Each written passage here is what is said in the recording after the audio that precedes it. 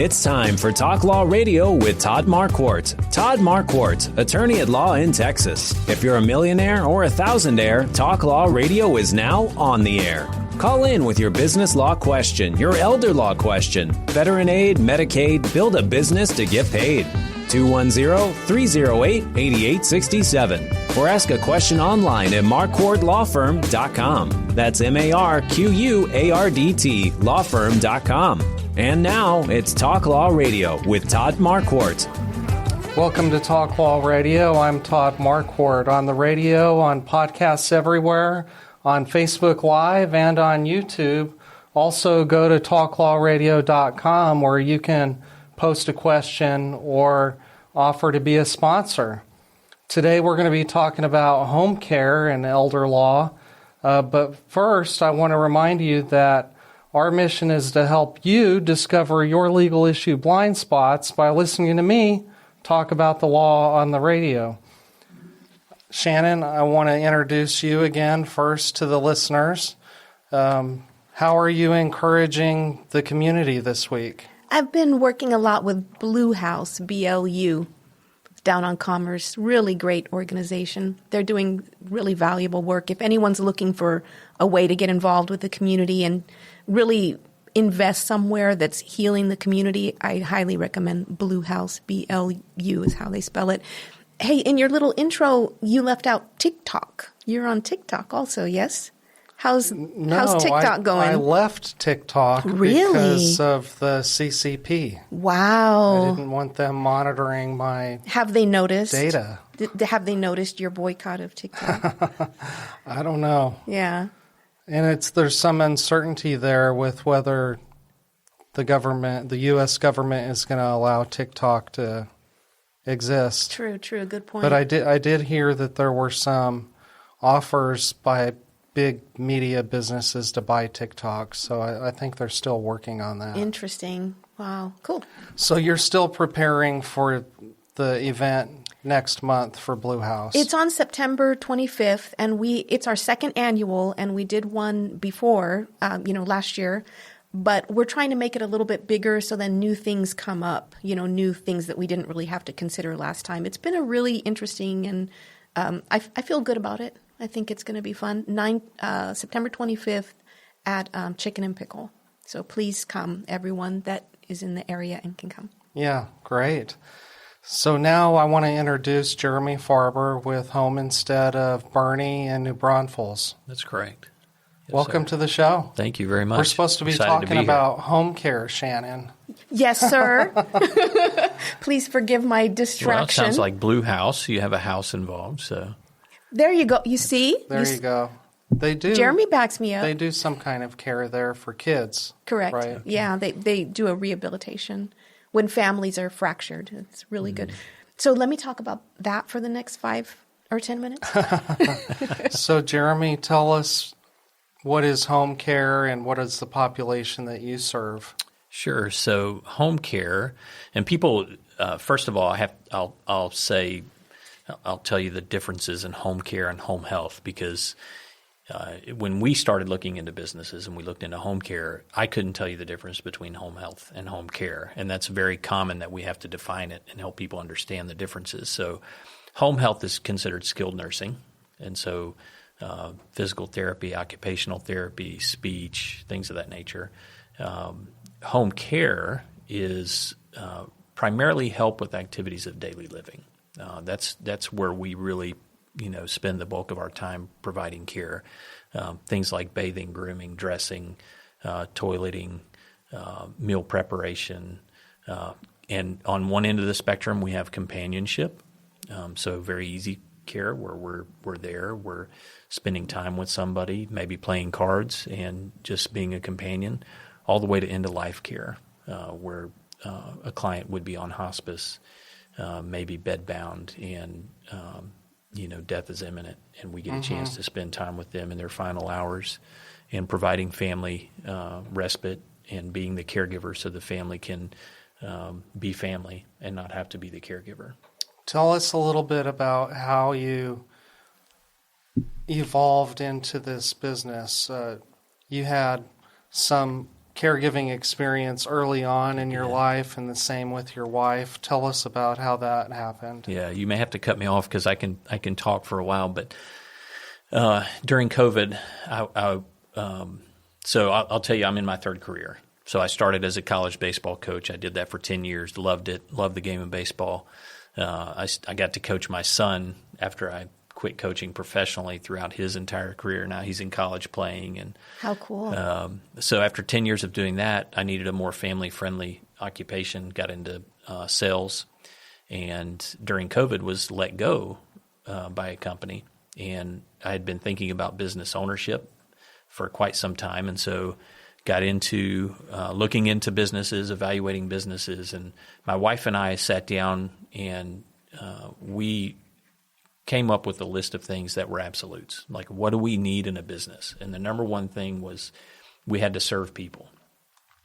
Serving people had to be at the center of whatever business we did. And when we looked into home care, that's 100% of what we do. Right. We don't deal with widgets, and we not only serve our clients, but we get an opportunity to serve all of our employees, and we have a lot of employees, and primarily caregivers.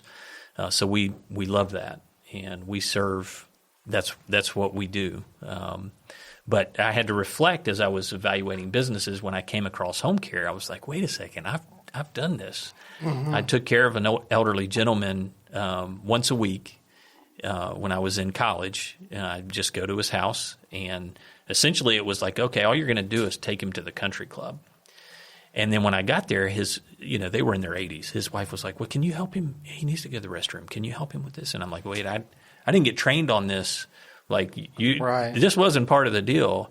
But it was so rewarding to be able to help them maintain dignity and do some things that he wasn't able to do on his own. Mm-hmm. And his wife couldn't help him. Right.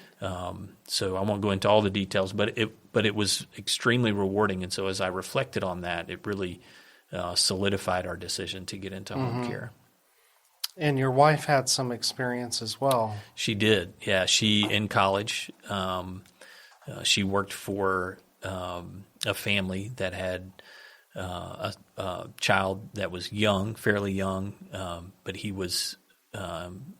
couldn't see. He was blind, and probably had some other special needs as well. But that actually led her to go into special education, and she got a degree in special ed. Does she work in the business with you? A little bit. We call her the CFO. So my staff, if they're watching, they're going to be laughing because she's the Chief Fun Officer. Oh, I see. So she's in charge of engagements and things that we do with our key players, and she helps with our quarterly trainings, quarterly caregiver meetings. Mm-hmm. So yeah, she's active, but she has her own business. She's an education advocate. So she helps families that have special needs children navigate the education process. Oh, wow. Oh, that's great. Shannon, in just a minute or so, tell us what your thoughts or experience with caregivers or older people that need care. Well, I'm just blown away by his answer. I'm a little hyper-focused on that. That was an amazing answer. Mm-hmm. What a valuable profession.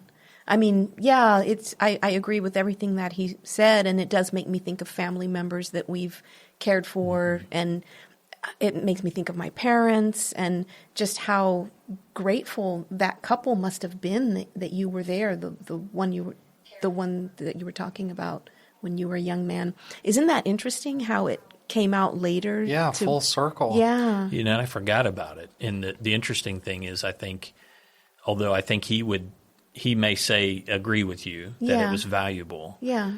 I would say that I got way more out of that than he did. And I think our caregivers express the same thing, when they tell us about their experiences. Wow, that's amazing. Yeah, it's necessary to have people that feel that way.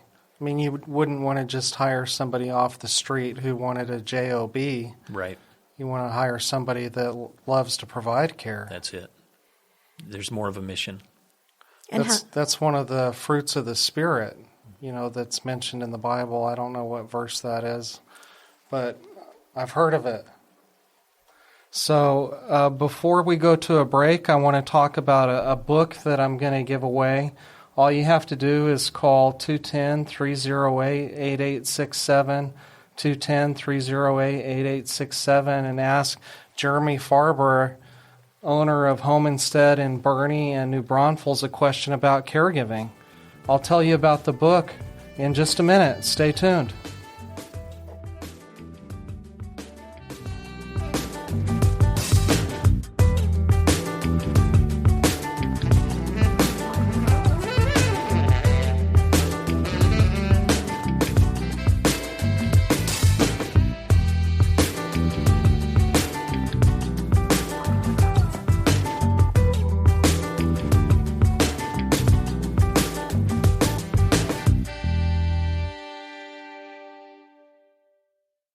Losing a loved one is hard. I'm Todd Marquardt, and I help families like yours navigate probate with clarity and compassion. Don't go through it alone. Call 210-530-4278. That's 210-530-4278. Or visit marquardtlawfirm.com to get answers and peace of mind. Do it before you die.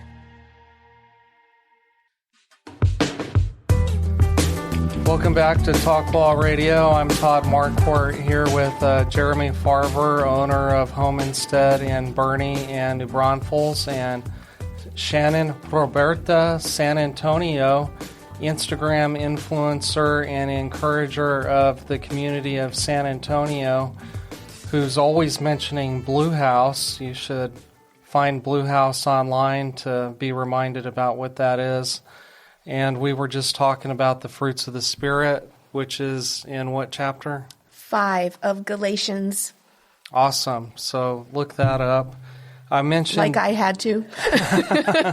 I mentioned that we're giving away a book to somebody who calls the station live today on Saturday, August 16th, 2025, to ask a question of Jeremy Farber or Shannon or me about home care, caregiving, or elder law. The number's 210-308-8867, 210-308-8867. And the book is called The Only One Left by Riley Sager. It's a novel. It's a mystery novel about a caregiver and what she goes through with her own life, with her job, and with the people that she's called to serve.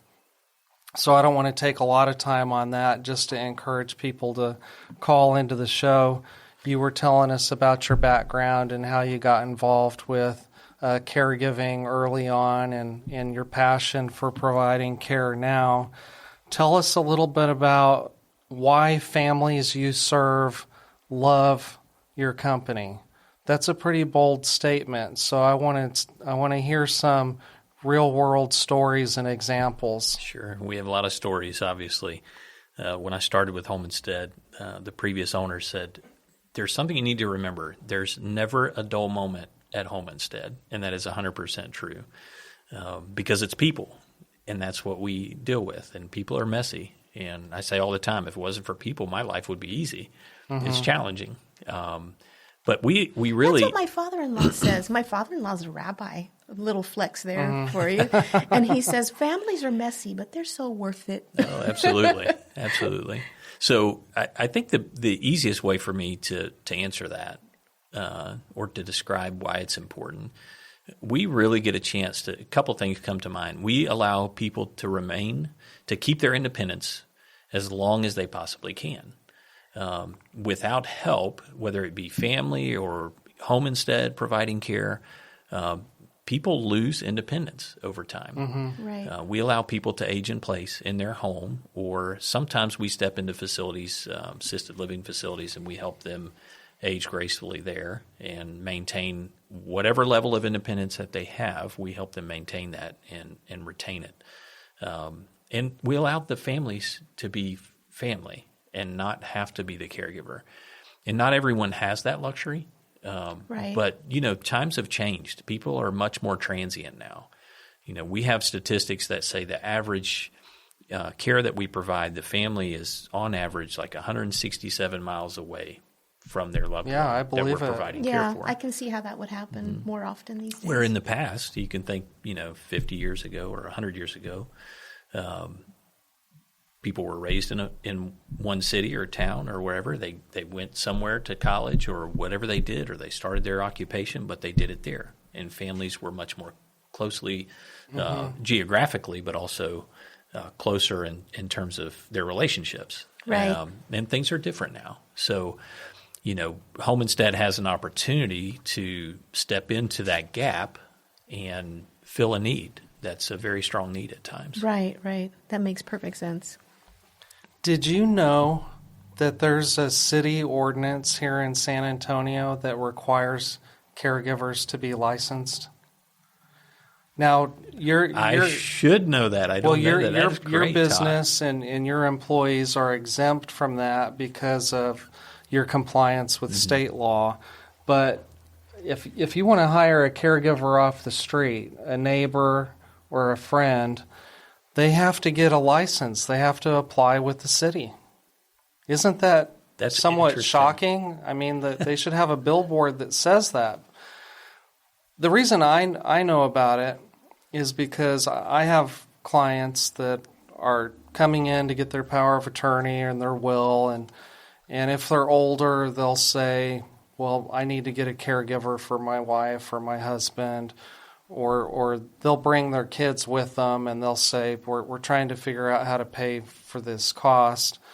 And I would hear stories about how they would, find somebody that was less expensive than like the professional home care company. They would find somebody from church that had done that for somebody else, or they had that one of their neighbors. They said, well, my neighbor down the street, their son took care of them, so I guess he could take care of, Papa. And so what people don't know is that there's a lot of risk in bringing somebody into your house to provide care that you don't really know. I mean, they could be nice, right? They're probably friendly, but then you find out later that they're a straight-up criminal. They've been stealing your mom's jewelry or using her debit card. I've also heard of bad stories about the yard man, and all the bad stuff, the theft that goes on, charging $1,000, to mow the lawn. I see what you mean. Yeah. Just taking advantage of home repairs that weren't necessary. Yeah, you're right. Yeah, I guess. So you think it's a good thing? I know you're kind of against government regulation, and your whole show is. Shannon's putting me on the spot. Am I? I'm sitting right in the middle. So let's. I'm glad. I don't know what I've gotten brought this myself up, into, Shannon, because in a perfect world where people are using reason and logic, they would do an extensive interview on these potential caregivers. Okay. And say, well, have you committed any crimes? What skills or training have you learned in order to provide care for an older person? If they get confused, are you going to know how to respond to that? But then I was looking at this long list of crimes that will disqualify you from being a licensed caregiver in San Antonio. Let's hear it. Cool. And these are people that might not come straight from jail. There are a lot that could have come straight from jail. Like it says, if you murdered somebody, you can't be a licensed caregiver. But one of these was misapplication of fiduciary property or property of a financial institution. Okay. That's like a white-collar crime. Okay. That could be a very nice person. Right. But you don't want them, right, having care and control of your mom's wallet while you're gone. Yeah. Another one is online solicitation of a minor. that has nothing to do with caring for older people, but it's just Todd, but can I ask you this? What kind of thing would be a crime that it would be okay? I mean, isn't the list like any crime? Yes, there are a lot. The only thing I can think of is maybe parking ticket or, Yeah, no, I get your point. Traffic violation. Yes. Traffic violations are easy ones. And I mean, from my perspective, we do see a lot of 40, 50, 60-year-olds that apply for caregiving positions. Yeah. And they made a mistake early on in their life. Were arrested. It could be writing a check for $25 and made a mistake. For our younger listeners, a check is a piece of paper that we would present. That's right. It's we don't do that very much anymore. But it was, didn't have funds. Right. And so they get arrested and charged, and that'd be a Class B misdemeanor. Right. So kind of serious. Right. So, but 30 years later, nothing on the record. They've changed their life. Right. And we have to make a decision as to whether or not this is something that, we would be comfortable putting them in a home of somebody that is vulnerable. Right. Well, and the other thing is you have the tools to do a nationwide background check. That's right. Because you're not just looking at their background here in San Antonio or even the state of Texas. Because people move all over the place multiple times, you don't know if this person is coming from another state to escape their criminal history. And so you need those tools. And I would not want to leave anybody with my grandparents that, were charged with any of this. You get more and more vulnerable. I mean, it's just a fact of life. I don't know if you get more trusting, it kind of seems like it. Speaking of older people, Jeremy, you're going to be shocked by this question. How are older people using AI? That's a great question. That is a good question. I don't know that I can give you a definitive answer. Or how will they? How do we think they might? Well, Elon Musk has robots, and Homestead believes that they will be accessible within the next, 5 to 10 years, and they will have the capability of providing at least some level of care. And this makes sense. Now, I'll give you an example. I'm not saying that I like it or I agree with it, so just hear me out on this. But if you take someone that has dementia or Alzheimer's, we as humans, and you can relate to this, I'm sure you have somebody that you've had an opportunity to build a relationship with that has dementia or Alzheimer's, some type of memory issue. Right. We can get frustrated when they ask us 10 times the same question within a 3-minute period. Right? We can become very frustrated. A robot is not going to become frustrated. So a robot can be there and provide some level of assistance and not have the emotional or lack of emotional response that we have. So I do see that as potentially a benefit, but I don't know how far down the road we are from that. Let me tell you a story about something I read about on News Nation. A 60-year-old man who wanted to eliminate salt from his diet asked ChatGPT for a replacement, wound up in the hospital after he accidentally poisoned himself. The AI platform recommended sodium bromide, a chemical often used in pesticides that the man used as a substitute for 3 months. So AI makes mistakes. I mean, we need to be aware of that. But what shocked me even more than that is that somebody who was 60 years old was using AI. And, I mean, that's not really that old anymore. That's like middle-aged. So I don't know if people 85 and up are using AI, but as time goes on, I think that they will. I agree. You've heard about the people falling in love with ChatGPT? I don't know if it's true or not, but there's several headlines around right now. Well, there's a lot of scams geared toward older men that try and portray love in exchange for money. So if your loved one says that he has a girlfriend that you've never seen or met or heard from, have them say potato. you'll have to tell us more about that after the break. Remember to call the show at 210-308-8867 and ask me about the free book, the only one left. And ask a question for Jeremy Farber, owner of Home Instead in Boerne and New Braunfels. We'll be right back.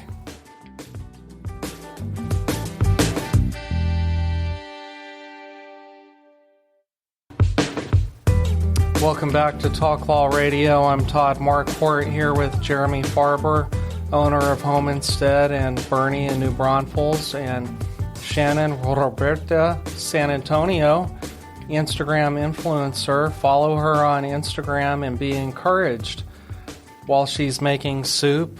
What else do you cook it? What else are you cooking? I seem to make a lot of pasta salad. Pasta. And then she'll have an outfit of the day, all while encouraging you. Now, this is our third segment where we talk about the sinners and the saints.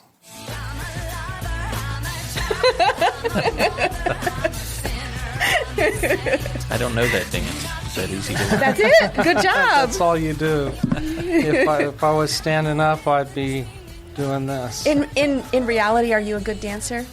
No. Oh. Sorry. That's okay. So I developed the Sinners and Saints segment because each one of us has at one time been a sinner and a saint. We were born into sin, and we're only saintly when we realize that we're saved by the death and resurrection of Jesus Christ. The fear of God is the beginning of all knowledge. Amen. And so the saints are sinners too because they're forgiven and absolved. So for this segment, I wanted to talk about bad things that happen when you don't hire a professional caregiver. And I guess it could happen with a professional caregiver, but you have background checks, you have training, you have what other things do you do to make sure that you don't hire a bad caregiver? Yeah, so there's at least 4 steps for us just to get through the interview process. And so 3 levels of background check, along with we do a drug screen, which is not mandated in the state of Texas, or I don't know if the city of San Antonio, I'm assuming, won't require that for their certification. But I was astounded when I got in the business how many people cannot pass a drug test, a drug screen. We do a 5-panel urine test. They look like good people, right? Friendly, we had nice. We had to shift our interview process because we would spend an hour in an interview with a potential, caregiver, a candidate, and fall in love with them, and then do the drug screen on the back end, and they would fail, and we can't hire them. We will not hire them. The state of Texas would allow us to hire them. We don't have to do a drug screen. Yeah. But I was astounded at how many people can't pass. And What are the main violations? Marijuana? marijuana is the main one, but we've seen there's 5. We've seen everyone on there. You don't want them being high while they're taking care of grandmother. Or while they're not. We want people that are going to they're going to be not just good caregivers, they're going to be great caregivers, and they're going to be model citizens is what we hope, right? They're Awesome. a great representation of Home Instead when they're wearing their Home Instead T-shirt and they're in HEB, and this happens frequently. Somebody says, hey, what is Home Instead? And they get a chance to share their story, right? And then, Wow. And so we get to spread what home care is that way. But if they're wearing a Home Instead shirt and they're high or, inebriated in some way, that's not the representation that we want. So You brought me a shirt, didn't you? I did bring you Show a shirt. me. I brought you all a shirt. I bet. So these are, feel that, Todd. Feel how soft That's a that is. quality soft T-shirt. This is the official that's Home nice. Instead caregiver shirt that we wear. So I brought you each one. Thank you. So Awesome. Thank you. I think I'll have your sizes. So Cool. I think that's going to fit you. Thank you. But there are truly unforeseen bad things that could happen just from hiring a friend or a neighbor or somebody that cared for somebody else that you heard of through the grapevine. Check fraud is one of those things that I've heard of. You mentioned debit cards, money, using cash. that person's social security number to apply for credit cards, missing jewelry. Let's see. Have you ever seen those nanny cam videos where they just completely trusted this person and they'll put a little hidden camera and discover they were... Well, because who would do that? I mean, Right. You just don't expect another human being to be so evil as to do something bad to an older person who's vulnerable. There's one going around the internet right now where the elderly person was trying to get in the car and they were just berating them, and it's terrible to have someone in such a weakened position like that, you know. They're very vulnerable. And so aside from all of the financial crimes that could happen or the neglect, what are the differences between how a professional caregiver who's trained and skilled cares for somebody as opposed to like just a family member that, you know, has a desk job that's never cared for anybody? Did you say aside from training, or was that? Well, aside from the financial Okay. problems. So there are a number of protections that are in place when you have an agency care for your loved one, right? Licensed, insured, and bonded. So that speaks to some of the financial. Mm-hmm. So you've got a level of protection. If somebody were to steal, if a home instead employee were to steal, and thankfully I've not had to deal with that, but if they were and we found out, we would obviously have to report it, and then we have insurance against those things. Mm-hmm. If you have a private caregiver, they're not more than likely going to be insured for theft. So you're taking that risk as a family and putting that individual in your house. And most of the time it's fine, right? The advantage is you're going to pay less money. The disadvantage is you have no recourse if something were to happen in most situations. But our training is extensive. And so, you know, there are a couple things that agencies offer besides, and I'll summarize, I'll keep it simple. One is the background that we talked about, mm-hmm. making sure that you're doing the best you can to put the safest, best caring individual in your home for your loved one. The second would be training. So you got backgrounds that are run, then you've got training. So I'm very I love sharing our training areas in both of our offices to our new applicants for caregiving jobs, and then also families that come into the office. And we get to show them what our training area looks like. We have a designated training area in each office where we do not only classroom work, and we talk about things like safety for the client, safety for them as a caregiver, boundaries, professional boundaries, but also hands-on training.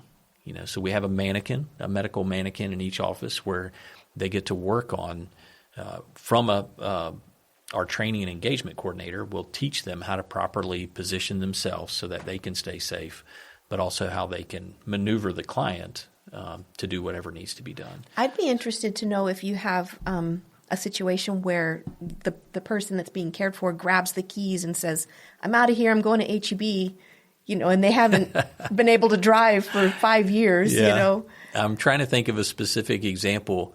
The transportation part comes up quite a bit. I would imagine. You know, I have an attorney friend of mine that says there's two things in Texas that are the most difficult things to pry out of people's hands as they age: car keys and guns. Those are the two most difficult things to. Wow, that makes sense. You know, that they don't want to relinquish control over. Right. We cannot allow a client to drive our caregiver. We have to be the one to drive. Right. For obvious reasons when you think about it. But there'd be some pushback on that. You know, that would be hard to explain. We have to enlist the help of family sometimes to explain to mom or dad or grandma and grandpa why they can't do that. I have a friend who does that, and she's not above lying. like you maybe would to maybe like a toddler, kind of lying is a strong word, diversion. You know, just everything you can to divert the attention, Well, we're going to do this right now. We'll drive to HEB later, but your show's on, or right. Can I share a story on that? Well, I'm not in charge here. You are, Todd. Sorry. Is that okay, Todd? It has to be a short story. Okay, so we have a client who has memory issues, and he thinks of himself as a high schooler where he plays baseball. Wow. Mm-hmm. And he's trying to get dressed. I got to get to the game. And the caregiver kept diverting him. Right. And the caregiver finally said, it was a rain out. Don't worry about it. And it put him at ease, and he was fine. He was able to move on. That's a great answer. God would forgive them. That's not a lie, technically, right? I forgot to say a prayer. Yes. So I want to say a prayer for the show and the audience and the people that we all serve. Dear God, thank you for this day. Thank you for all the gifts and blessings that you give to us. We pray for caregivers, and we pray for those who need care. Just like Ruth took care of Naomi, and just like the Good Samaritan took care of the injured stranger, we pray that you would help us to help our clients and patients and friends and family to get the care that they need, and help those caregivers to do good work for the people that they serve. We pray all these things in Jesus' name. Amen. Amen. Amen. So you can still call the show at 210-308-8867 if you want to get a copy of that book called The Only One Left, which is a mystery novel about a caregiver.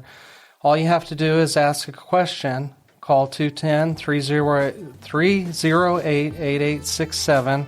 We got to take a break, and we'll come back and talk about legacy.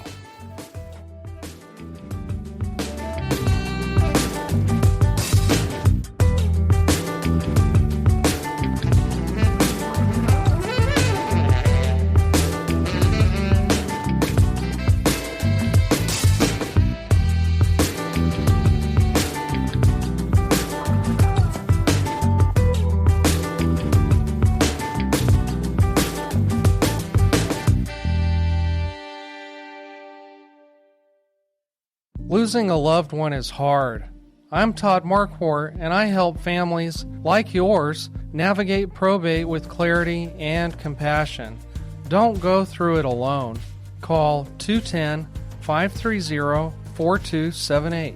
That's 210-530-4278. Or visit marquardtlawfirm.com to get answers and peace of mind. Do it before you die. Welcome back to Talk Law Radio. I'm Todd Marquardt here with Jeremy Farber, owner of Home Instead in Boerne and New Braunfels, and Shannon Roberta San Antonio, Instagram influencer and expert question asker for the radio show. That was a great prayer, Todd. Thank you. She has a tiny Jesus for those of you who are just listening on the radio. It's a good reminder that he's always there. Yes, it is. I was thinking the same thing. So we have somebody on the line that's going to ask a question, and this is the legacy segment, but I'll just start by defining legacy. I think this is from the Oxford Dictionary, says an amount of money or property left to someone in a will, like an inheritance, or the long-lasting impact of particular events, actions, etc., that took place in the past or of a person's life. So, Jeremy, given those two definitions, can you think of something that a family heirloom that you received or that you want to pass on, or some more intangible legacy, a life lesson that you learned from somebody that went before you? But before you answer, we have Mike live on the air. Mike, how's it going? Very interesting show today. And I had a question for your guest. Is his service available in San Antonio? I can answer, right? Yeah. That's a great question. Thanks for calling, Mike. Yes, it is. There are a lot of different agencies. There is a home instead agency here in San Antonio specifically. So Home Instead is a franchise, and so we don't cross boundaries. So I have 4 counties out of New Braunfels that we help, and then we have 3 out of Boerne that we serve. I will say though, we have a contract with the Veterans Administration through the VA, and we do go into Bexar County to serve veterans. I'm a veteran. It's very important to me that we serve veterans. This is Military City, USA. We have a lot of people that come through basic training with the Air Force, leave, and then they come back and retire. So we have about 58,000 veterans over the age of 65 in Bexar County alone. So there's a pretty high need, and most people don't even know that home care is something that the VA pays for. So and the franchise in San Antonio doesn't have that ability? They do not have a contract with the VA, so we step into that gap. Okay, and we come into Bexar County to serve. Does that help? My second it does. May I ask one other question? Sure. When should a home care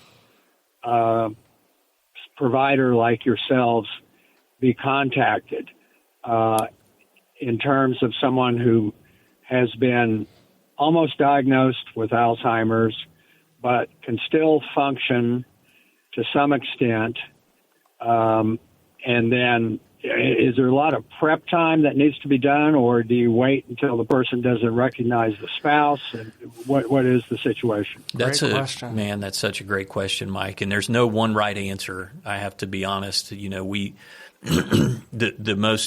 the saddest part I think that we have to deal with sometimes is when people wait too long. You know, the number one way that we see people that come to us and they're desperate is if it's after a fall. Whether they have a memory issue or not, falls are incredibly challenging and difficult. So I would say if you can, I would say contact us at Home Instead and have a conversation early so that we can come up with a plan.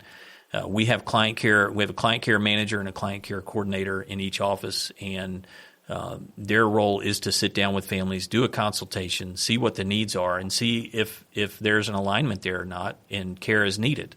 And we're going to give you an honest answer and say, look, you're not ready yet, but here are some things that you can do to prepare to maintain independence as long as possible. And then these are some ideas of things that you can look for, as there's a progression in the disease. If these things that would trigger, happen, call us. That's right. And this is when these things happen, that's when you really need to consider bringing in someone. There's a fee just for that initial? No, our consultation's free. That's such a great question. I take that for granted. When a family calls us, we go into the home and we visit with them, and we do a free consultation. Great. Thanks, Mike, for the call. Thank you, Mike. I guess you're in San Antonio. Is that right? Yes. Okay. Well, thanks for the call. If you give Mark the details, I'll send you that book. Okay. Thanks for the call. And I hope to hear from him what he thinks of the book. I hope he leaves a comment. That'd be nice. Whether he likes it or not. Yeah. It sounds really interesting. You were telling me about it earlier. Right. Okay, so we have to move on to your legacy, Jeremy. Yeah. Hopefully that gave you more time to think about. Well, I didn't have time to think, but it's pretty simple. I don't have a lot in terms of legacy. I do have some baseball cards. Oh, there you go. I have a few baseball cards that my son knows he's going to get at some point in time. I have some properties, but nothing. The most important thing to me is not anything that's tangible, and it's going to be the love that we shared of Christ with our kids, and I hope that is something that they carry with them. There's nothing more important. So, was there an opportunity when you were a coach? Did you get to share some of your faith, or was that frowned upon? Yeah, so great question. It's different from state school to private school. Mm-hmm. My last coaching stop was at St. Edward's, which, of course, is Catholic. I'm not Catholic, however.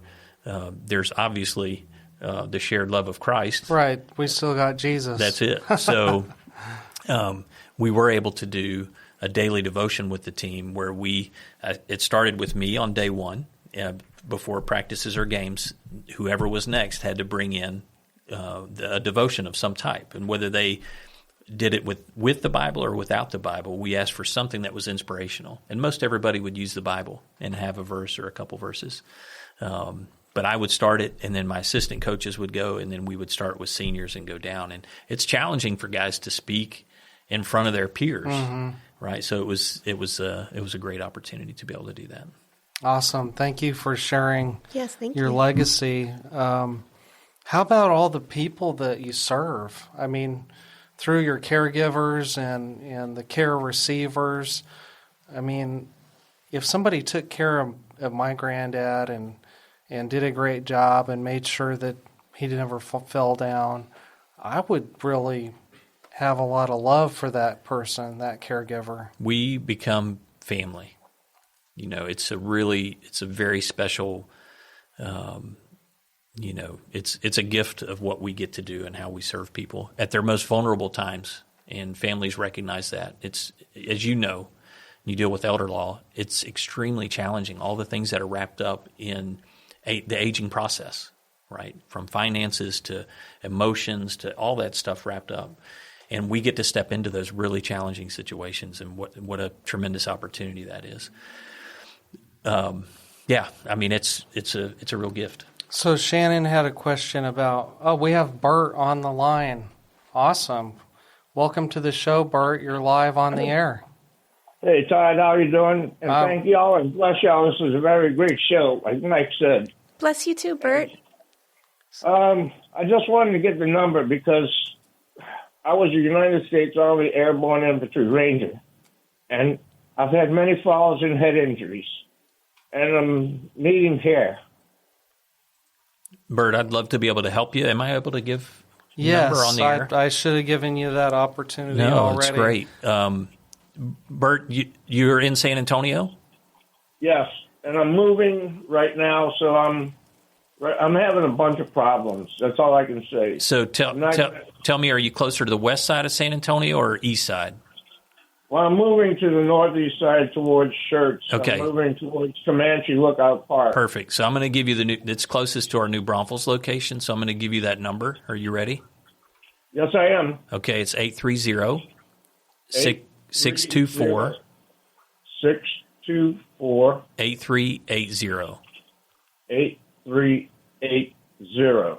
And you call that number and you tell them you spoke to me on the air, and that and we'll be able to walk you through the process. Forever memorialized in history. Hey, look, and like I said, I have no problem with anybody of any faith, except I might have a couple of good Muslim friends, but I really don't like people that tell me that if you don't agree with me, we're going to kill you. Yeah, nobody wants to hear that. Thanks for your question and your call, Thank you, Bert. All right, y'all. Have a great week. You Talk too. to you later. All right. Okay, so another thing that I thought of is Shannon and I share a love for our parents and our grandparents, people that came before us and left us a lot of lessons. What's a lesson that has been reoccurring in your family that you learned from somebody older than you that you keep teaching to your kids? Man, that's a great question. That's a nice one, huh? Well, what did you draw on when you were a coach? I'm just fascinated with this coaching thing because I watched that show with that Lasso guy. Ted Lasso. Ted Lasso. Oh, Lasso. I'm sorry. That's right. You know, coaching is really underestimated. Like, it is a real calling. I was telling Jeremy on the phone that the best thing it did for my son Thomas was to teach him how to manage his emotions. Right. You know, I think the number one thing that I can think about, and I think about this all the time, no matter where I'm at, I'm trying to leave things better than when I find it. Mm-hmm. If I walk into a room, and I tell this to my employees, if I get out of my car and I'm walking into the building and I see something in the parking lot, I want to pick it up. Mm-hmm. I want to leave it better than I find it. And when I leave for the day, if the trash needs to be taken out, I'm going to take the trash out because it needs to be done, and not waiting for somebody else to do it because that's not my responsibility, right? I hope that I set a good example to my employees and the people that I'm around that, we need to step into those gaps and fill them. Well, thank you for being on the show. This is a pleasure. Yeah, this is a lot of fun, and I appreciate the opportunity. I bet the coaching experience really helps him select good employees. Like he has a good. You're good at reading people, I would imagine. I do the best that I can. As any human can, right. Certainly not perfect. Well, I want to say something about elder law. A lot of people don't know what kind of care that they want until I ask them. The thought never came to mind. Some people say, I want to stay home no matter what. Some people say, I want to move to the nicest retirement community in town. Some people say, I don't want to be a burden to my kids. Some people say they want to move in with their kids. And some people say they want to save the most money. They don't care how they're taken care of. They want to leave the largest inheritance they can for their beneficiaries. How interesting. And so if your attorney doesn't ask you that question, you should call Marquardt Law Firm at 210-530-4278, where we can help you with the Take Care Of clause, and we can help you with the Advanced Elder Plan. We have to go. That was We'll fun. talk to you later.